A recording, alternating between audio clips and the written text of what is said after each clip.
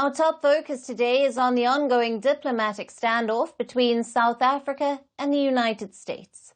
The South African government, led by President Cyril Ramaphosa, as it turns out, has landed on the wrong side of the US President Trump. Trump has accused Ramaphosa's government of land confiscations and even more horrible crimes. The US is also skipping G20 talks in Johannesburg this month. Though Ramaphosa tried to diffuse the tensions, he has now sent a defiant message to Washington. In an address to the nation, he clearly said his country will not be bullied and deterred. We are witnessing the rise of nationalism, protectionism, the pursuit of narrow interests, and the decline of common cause. This is the world that we, as South Africa, a developing economy, must now navigate. But we are not daunted to navigate our path through this world that constantly changes. We will not be deterred. We are, as South Africans, a resilient people, and we will not be bullied. Donald Trump's first few days in office have created troubles for South Africa. It all started with the announcement that Trump will cut all funding to South Africa over the alleged land confiscations. He added that the US has launched a probe over the matter. Last month, Ramaphosa signed a bill into law that allows government to seize land without compensation under some circumstances. Land reforms is a contentious issue in South Africa. Even after 30 years of the end of apartheid, the black majority owns little land. Over 70% of the land is owned with the white minority. Ramaphosa has clarified that the new law would not allow any forceful seizures, but that has not convinced the critics. Now, South Africa-born tech billionaire Elon Musk, who is Trump's close ally, also waded into the controversy and slammed the new law as openly racist. Ramaphosa spoke to Musk over the call to calm the tensions, but that did not work. Yesterday, the U.S. Secretary of State, Marco Rubio, announced that he will skip the G20 foreign ministerial meeting in Johannesburg this month. He cited South Africa's land confiscation and also focus on climate and diversity as the reasons. He called the agenda anti-American. Ramaphosa also spoke about the G20 in his address. He said he will be sending envoys across the continent and the world on a charm offensive to explain South Africa's position on a number of foreign policy matters. This will include spelling out South Africa's objectives during its G20 presidency. And with a view of explaining the positions that we have taken, and in particular, the objectives that we wish to achieve during our presidency of the G20, I have decided to send a delegation of government and other leaders to various capitals on our continent across the world. This delegation will interact with various key players on a variety of matters that affect South Africa's interests. As per reports, in some off-the-cuff remarks, Ramaphosa also stressed on the need to further harness Indian and West Asian markets. This hints that he might be considering to boost alternative ties. Over the past few years, Ramaphosa government has already forged better partnerships with Russia and Iran. South Africa's criminal case against Israel at the ICC has also irked the United States. As tensions with the new Trump administration grow, Ramaphosa has made it clear that his approach is going to be defiant. How will it impact South Africa? Now, for more on this, we have with us Mbato Mge, a political analyst who is joining us live from Johannesburg. Thank you for being with us. Thank you, Alison, for having me, and good afternoon to the viewers. Mbato, what are the key factors driving the current strain between the US and South Africa, and how much of it stems from Pretoria's foreign policy choices, particularly its stance on global conflicts and alliances?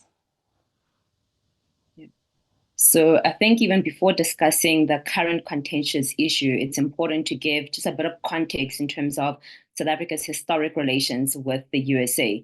Now, post 1994, the USA played a very important role in terms of, pivoting South Africa in the international in international affairs, that is. Now, South Africa, well, the USA rather, is South Africa's second biggest trading partner, and this plays a very important role in terms of funding fiscal deficits. Post 1994, the USA and South Africa have formed very strategic, multifaceted strategic partnerships that span across different sectors: security, energy, health, and so forth. And like I mentioned, the USA has sponsored South Africa's increased visibility in international affairs. Now, I mentioned that in the sense that in the USA playing an important role in increasing South Africa's visibility in international affairs, both regionally and internationally, the assumed agreement was perhaps, the move to strengthen democracy across the continent and within the world. However, even in 1994, South Africa and USA did not necessarily agree on a wide range of matters, especially in terms from a geopolitical perspective. Now, with that in mind, there are various issues that span before even Trump's presidency. We saw right now the current contentious issue is the land expropriation bill. Like you mentioned, Trump has criticized this, and he also stated that the USA will cut off all future funding from South Africa until further investigation into the issue is completed. We see now with the decision for Marco Rubio to snub the G20 that will be hosted later on in this month in South Africa, and the issue of AGOA. Prior to this, we saw, the contentious issue around Lady R, and that is, the USA was dissatisfied with South Africa's decision to allow the US-sanctioned Russian cargo ship in Lady R. Like you mentioned, South Africa strengthened relations with what the USA deems as its enemies, China, Russia, and Iran. South Africa has this call for increased South-South and increased participation of the Global South in the international affairs and arena has not sat well with the USA, and the USA deems this as a threat to its national interests and security. Right, Mabatho. Now, how significant is the US decision to boycott the G20 talks? As you mentioned there, Rubio deciding to boycott this, of course, being hosted by South Africa this month. What impact could this have on South Africa's role in multilateral diplomacy and global economic discussions? From an economic perspective, this will have both immediate, short and long-term consequences for South Africa.